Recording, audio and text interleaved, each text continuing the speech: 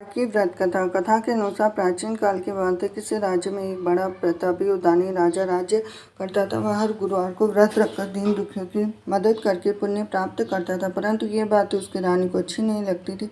वह न तो व्रत करती थी, न ही दान पुण्य में विश्वास रखती थी। इतना ही नहीं, वह राजा को भी ऐसा करने से मना करती थी। एक समय की बात है, राजा शिकार खेलने के लिए वन को गए। घर पर रानी और दासी थी और उसी समय गुरु बृहस्पति देव साधु का रूप धारण कर राजा के दरवाजे पर भिक्षा मांगने आए। साधु ने जब रानी से भिक्षा मांगी तो वह कहने लगी कि हे साधु महाराज, मैं इस दान पुण्य से तंग आ गई हूँ और आप कोई ऐसा उपाय बताएं जिससे कि सारा धन नष्ट हो जाए और मैं भी आराम से रह सकूं। इतना सुनकर बृहस्पति देव ने कहा कि हे देवी, तुम बड़ी विचित्र और संतान और दुख से कोई दुखी होता है। अगर अधिक धन है तो शुभ कार्यों में लगाओ, कुंवारी कन्याओं का विवाह कराओ, विद्यालय और बाग बगीचे का निर्माण कराओ, जिससे तुम्हारे दोनों लोग सुधरेंगे। परंतु साधु की इन बातों से रानी को खुशी नहीं हुई। उसने कहा कि मुझे ऐसे धन की आवश्यकता नहीं जिसे मैं दान दूँ और जिससे संभालने में मेरा सारा समय नष्ट हो जाए। तब साधु ने कहा कि अगर तुम्हारी ऐसी इच्छा है तो मैं जैसा कहूँ तुम्हें बताता हूँ वैसा ही करना। गुरुवार के दिन तुम घर को गोबर से लीपना, अपने बालों को पीली मिट्टी से धोना, राजा से हजामत बनाने को कहना, भोजन में मांस मदिरा का प्रयोग करना, कपड़े धोबी के यहाँ धुलने देना। इस प्रकार 7 बृहस्पतिवार करने से तुम्हारा समस्त धन नष्ट हो जाएगा। इतना कहकर साधु के रूप में बृहस्पति देव अंतर्धान हो गए। साधु के अनुसार कई बातों को पूरा करने पर रानी को केवल 3 बृहस्पतिवार ही बीते थे कि उसकी समस्त धन संपत्ति नष्ट हो गए। भोजन के लिए राजा को परिवार तरसने लगा। तब एक दिन रानी ने राजा से कहा कि हे रानी, तुम यहीं रहो, मैं दूसरे देश को जाता हूँ तो क्योंकि यहाँ तो सभी लोग मुझे जानते हैं, मैं कोई छोटा कार्य नहीं कर सकता। ऐसा कहकर राजा दूसरे देश चला गया और वह जंगल से लकड़ी काट कर लाता, शहर में बेचा और इस तरह वह अपना जीवन व्यतीत करने लगा। इधर राजा के परदेश जाते ही रानी और दासी दुखी रहने लगे। एक बार जब रानी और दासी को 7 दिन तक बिना भोजन के रहना पड़ा तो रानी ने अपनी दासी से कहा कि दासी, पास ही में मेरी बहन रहती है, वह बड़ी धनवान है, तो उसके पास जाओ, कुछ ले आ ताकि थोड़ी बहुत गुजर बसर हो सके। दासी रानी की बहन के पास गई। उस दिन गुरुवार था। रानी की बहन उस समय बृहस्पतिवार व्रत की कथा सुन रही थी। दासी ने रानी की बहन को अपनी रानी का संदेश दिया, लेकिन रानी की बड़ी बहन ने कोई उत्तर नहीं दिया। जब दासी को रानी की बहन से कोई उत्तर नहीं मिला तो वह दुखी हुई और उससे क्रोध भी आया। दासी ने वापस आकर रानी को सारी बात बता दी। है सुनकर रानी ने अपने भाग्य को कोसा। उधर रानी की बहन ने सोचा कि मेरी बहन की दासी आई थी, परंतु मैं उससे नहीं बोली। इससे वह बहुत दुखी हुई और कथा सुनकर पूजा समाप्त करके वह अपनी बहन के घर आई और कहने लगी कि हे बहन, मैं बृहस्पतिवार का व्रत कर रही थी। तुम्हारी दासी मेरे घर पे आए, परंतु जब तक कथा होती है तब तक न उठते हैं न बोलते हैं, इसीलिए मैं कुछ नहीं बोली। बताओ दासी क्यों आई थी? रानी बोली, बहन, तुमसे क्या छुपाऊं, हमारे घर में खाने को अनाज नहीं है। ऐसा कहते कहते रानी की आंखें भर आई और उसने दासी समेत पिछले 7 दिनों से भूखे रहने की पूरी बात अपने बहन को बता दी। रानी की बहन बोली, देखो बहन, भगवान बृहस्पति देव सबकी मनोकामना को पूर्ण करते हैं। देखो, शायद तुम्हारे घर में अनाज रखा हो। पहले तो रानी को विश्वास नहीं हुआ, पर बहन के आग्रह पर उसने अपनी दासी को अंदर भेजा तो सच में अनाज से भरा एक घड़ा मिल गया और ये देखकर दासी को बड़ी हैरानी। दासी से कहने लगी कि हे दासी, जब हमको भोजन नहीं मिलता तो हम व्रत ही कर लेते, क्यों नहीं इससे व्रत और कथा की विधि पूछ ली जाए ताकि हम भी व्रत कर सके। रानी ने अपनी बहन से बृहस्पतिवार व्रत के बारे में पूछा। अपनी बहन से बताया कि बृहस्पतिवार के व्रत में चने की दाल, मुनक्का, केले की जड़ में अर्पित करें, दीपल जलाए, व्रत कथा सुने, पीला भोजन ही करें। इस सब बृहस्पति देव भगवान विष्णु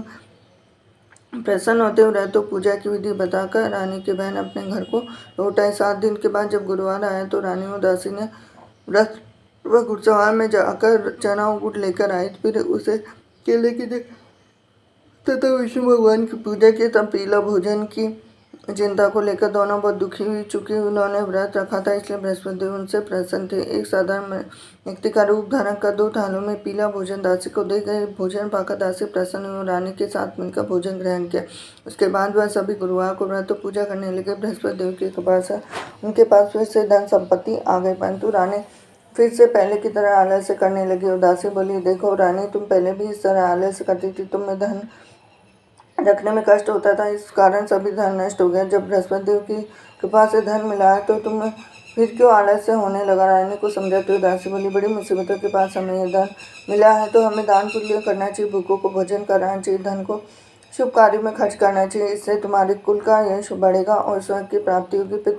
और प्रसन्न होंगे। दासी की बात मानकर रानी अपना शुभ धन खर्चों में लगाने, इससे पूरे नगर में यश बढ़ने लगा। बृहस्पतिवार व्रत कथा के बाद श्रद्धा के साथ आरती करनी चाहिए। इसके बाद प्रसाद ग्रहण करके उसे ग्रहण करना चाहिए।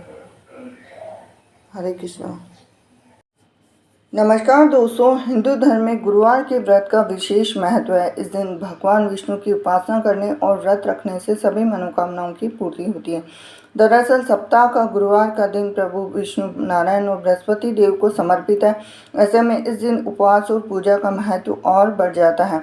मान्यताओं के मुताबिक गुरुवार का व्रत रखने से विष्णु जी के साथ माता लक्ष्मी की भी कृपा प्राप्त होती है। इसके अलावा विवाह संबंधी परेशानियां भी दूर हो जाती है। तो अगर आप भी गुरुवार का व्रत रखने जा रहे हैं तो उससे पहले इस व्रत से जुड़े नियम के बारे में जान लीजिए। इस व्रत को आप किस दिन से शुरू कर सकते हैं? तो पौष महीने में गुरुवार का व्रत शुरू नहीं करना चाहिए। गुरुवार का व्रत शुरू करने के लिए अनुराधा नक्षत्र और महीने के शुक्ल पक्ष की तिथि शुभ मानी जाती है। कहा जाता है कि इस तिथि में गुरुवार का व्रत शुरू करने से विष्णु जी और बृहस्पति देव की अपार कृपा मिलती है। वहीं जो जातक पहले से गुरुवार का व्रत करते आए हैं तो पौष मास में पूजा और व्रत कर सकते हैं। अब आपको ये भी प्रश्न रहता है कई लोगों का कि कितने गुरुवार का व्रत करना चाहिए। गुरुवार का व्रत महिला और पुरुष दोनों रख सकते हैं। कुछ लोग अपनी मन्नत पूरी होने तक यह व्रत रखते हैं। 16 गुरुवार का व्रत अच्छा माना जाता है। इसके अलावा 1, 3, 4, 7 या 1 साल तक रख सकते हैं। गुरुवार के व्रत के काफ़ी नियम होते हैं, जैसे गुरुवार के दिन प्रातःकाल उठकर स्नान आदि का व्रत का संकल्प लें। इसके बाद भगवान विष्णु जी और बृहस्पति देव का ध्यान करें। गुरुवार व्रत प्रभु नारायण को पीले वस्त्र, फूल, फल, मिठाई आदि चढ़ाएं। इसके बाद गुरुवार व्रत की कथा पढ़ें। पूजा में केला और केले के पत्ते का उपयोग जरूर करें और पूजा के बाद विष्णु जी की आरती करें। गुरुवार व्रत में दिन में एक बार बिना नमक का भोजन ग्रहण कर सकते हैं। तो गुरुवार व्रत के दौरान केले के पेड़ की पूजा की जाती है और पूजा के दौरान भगवान विष्णु को केले समर्पित किए जाते हैं। तो ऐसे में इस दिन भूल कर भी केला ना खाएं। तो चलिए जानते हैं कि खाने पीने से जुड़े कुछ ऐसे सवाल जिन्हें गुरुवार ही नहीं बल्कि ज़्यादातर व्रत में भी अपनाया जाता है। जैसे गुरुवार के दिन आपको जैसे व्रत के समय ये जानना जरूर कि आप जिस व्रत को करने जा रहे हैं उस दिन आप कुछ खा सकते हैं। तो आइए जानते हैं कि गुरुवार के दिन क्या खाना सही बताया गया है। जैसे व्रत में आप दूध, पनीर, मक्खन खा सकते हैं। अरारोट का आटा, कुट्टू का आटा, राजगिरी का आटा, सिंगाड़ी का आटा, साबूदाना, समा आदि फलाहार कर सकते हैं। व्रत में आप सभी प्रकार के फल खा सकते हैं, जैसे संतरा, अंगूर, पपीता, खरबूज, तरबूज खा सकते हैं। शकरकंद, गाजर, टमाटर और खीरा खाने से पेट ठंडा रहता है। इसके अलावा बादाम, काजू, पिस्ता, डेट्स, अखरोट, मूंगफली ये सब भी खा सकते हैं। व्रत का खाना बनाते समय आप साबुत मसाले, गुड़, सेंधा नमक, जीरा, लाल मिर्च, अमचूर जैसी चीज़ों को इस्तेमाल कर सकते हैं। व्रत का खाना घी या मूंगफली के तेल या फिर ग्राउंडनट ऑयल में ही बनाएं। अब गुरुवार के दिन क्या माना जाता है निषिद्ध? गुरुवार के दिन कई चीज़ों का खाना वर्जित होता है, जैसे व्रत में गेहूं का आटा, बेसन, सूजी, मैदा, चावल आदि जैसे अनाज नहीं खाने चाहिए। गुरुवार के व्रत में आपको प्याज और लहसुन का उपयोग नहीं होता है। उपवास के दिनों में नमक भी नहीं खाया जाता है। और एक बात का ध्यान रखिए कि व्रत के दौरान किसी भी तरह का नशा ना करें। काफ़ी लोगों का प्रश्न रहता है कि गुरुवार के दिन केला खाया जाता है या नहीं खाया जाता है, क्यों नहीं खाया जाता है। तो इस वीडियो में आपको दी जाएगी पूरी जानकारी। तो गुरुवार के दिन अगर व्रत नहीं भी रखते हैं तो भी केला नहीं खाना चाहिए, क्योंकि माना जाता है कि केले के पेड़ पर भगवान विष्णु का वास होता है। ऐसे में गुरुवार के दिन केले के पत्ते या केला तोड़ना भी शुभ नहीं होता। आप गुरुवार के दिन भगवान विष्णु को केला चढ़ा सकते हैं, लेकिन इस दिन केला खाने की मनाही होती है। गुरुवार के दिन केला खाने से आपको भगवान विष्णु की पूरी कृपा नहीं मिल पाती, साथ ही आपसे धन की देवी माता लक्ष्मी भी नाराज हो जाती है और इससे आपको आर्थिक तंगी भी हो सकती हैं। एक और चीज़ है कि गुरुवार के दिन आप पीली चीज़ों का सेवन करें, जैसे बेसन पीला होता है, चने की दाल पीली होती है, तो गुरुवार के दिन एक और पीली चीज़ खाने की मनाही होती है, जैसे खिचड़ी को गुरुवार के दिन खाना शुभ नहीं माना जाता। गुरुवार के दिन खिचड़ी खाने से आपके ग्रह कमज़ोर हो जाते हैं और आपको भाग्य का साथ नहीं मिल पाता। इसके अलावा गुरुवार के दिन खिचड़ी खाने से घर में गरीबी आती है, आपकी आय कम होने लगती है, खर्चे बढ़ने लग जाते हैं। आप अगर अपने घर में सुख शांति संपन्नता देखना चाहते हैं तो गुरुवार के दिन खिचड़ी और केला खाने से परहेज करें।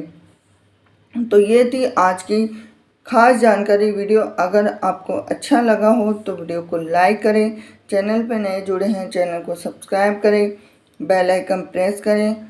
और एक और चीज़ है कि गुरुवार के दिन आपको चावल भी नहीं खाने हैं। चावल का भी खास विधान माना गया है, क्योंकि भगवान विष्णु की पूजा करते हैं तो हमें खास तौर पे गुरुवार के दिन चावल भी नहीं खाने चाहिए। आपको अधिकतर पीला भोजन खाना चाहिए। गुरुवार के दिन पूजन और उपवास करने से व्यक्ति के बिगड़े काम बन जाते हैं और शादी की रुकावटें दूर हो जाती हैं। गुरुवार के व्रत से कुंडली दोष दूर होते हैं, उनका बुरा प्रभाव भी खत्म हो जाता है। गुरुवार का दिन गुरु ग्रह का आशीर्वाद लेने के लिए सबसे उत्तम माना जाता है। माना जाता है कि गुरुवार के दिन विष्णु जी की पूजा अर्चना करने से उनकी विशेष कृपा बरसती है और घर परिवार की सुख समृद्धि और जीवन सफलता मिलती है। तो साथ ही साथ ये थी खास जानकारी आपके लिए।